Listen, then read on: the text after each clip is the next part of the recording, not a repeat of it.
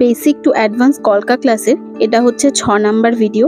এর আগের ভিডিওগুলোতে আমি তোমাদের সঙ্গে শেয়ার করেছি তোমরা কলকার যে বেসিক স্ট্রোকগুলো সেগুলো খুব সহজে কিভাবে আঁকবে, এবং কলকার ভিডিও তোমাদের সঙ্গে শেয়ার করেছি খুব সহজেই, যেগুলো তোমরা কোনো ব্রাইডের কপালে করতে পারবে।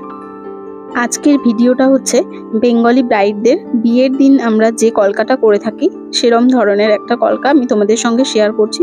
খুব বেসিক স্ট্রোকের মধ্যেই আমি দেখাচ্ছি, যেগুলো তোমাদের সঙ্গে যে স্ট্রোকগুলো এখনো পর্যন্ত শেয়ার করা হয়েছে সেই স্ট্রোকের মধ্যেই দেখাবো। এরপরে আমি তোমাদের সঙ্গে শেয়ার করব যে কলকার যে অ্যাডভান্স স্ট্রোকগুলো যেমন পদ্ম, গোলাপ, তারপর আরও যে সমস্ত স্ট্রোক তোমরা খুব সহজে কিভাবে সেগুলো আঁকবে এবং সেগুলো দিয়ে কিভাবে তোমরা কলকা করবে।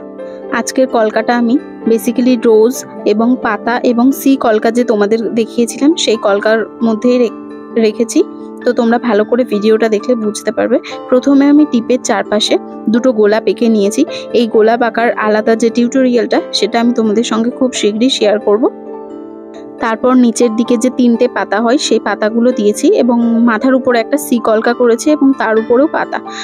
সাধারণত আমাদেরকে মনে রাখতে হবে যে কলকার স্ট্রোকগুলো আমাদেরকে ভালোভাবে প্র্যাকটিস করতে হবে, তাহলে তোমরা যে কোনো ধরনের ডিজাইন তোমরা নিজেরাই করতে পারবে। সত্যি বলতে যে পুরোপুরি কারোর ডিজাইন কপি করা যায় না, মানে কপি করতে গেলেও একজনের হাতের কাজ আর একজনের সঙ্গে সত্যি বলতে মেলে না। তো যতটা সম্ভব তোমরা স্ট্রোকগুলো ভালো করে প্র্যাকটিস করবে, তাহলে দেখবে তোমরা নিজেরাই, যারা কলকা পারো না বা নতুন নতুন এখন কলকা শিখছো, তোমরা নিজেরাই তখন কলকা করতে পারবে, সেটা কোনো ব্যাপার না। তো তোমরা ভালো করে যে স্ট্রোকের ভিডিওগুলো আমি তোমাদের সঙ্গে শেয়ার করব সেটা তোমরা লক্ষ্য করো, তাহলেই বুঝতে পারবে কিভাবে আমি আঁকছি। এবং এই কলকাটাও তোমরা ব্রাইডদের ক্ষেত্রে করতে পারো।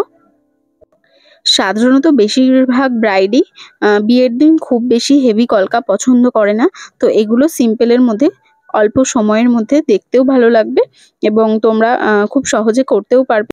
দেখো, আমি আইব্রোর দুপাশে ভরাট করার জন্য প্রথমে একটা পাতা আঁকছি এবং তার নিচ দিয়ে একটা সি কলকা এঁকে সেটাকে দিচ্ছি। এইভাবে তোমরা আইব্রো সাইডটাকে ভরাট করতে পারো, খুব সহজ এই মোটিভটা।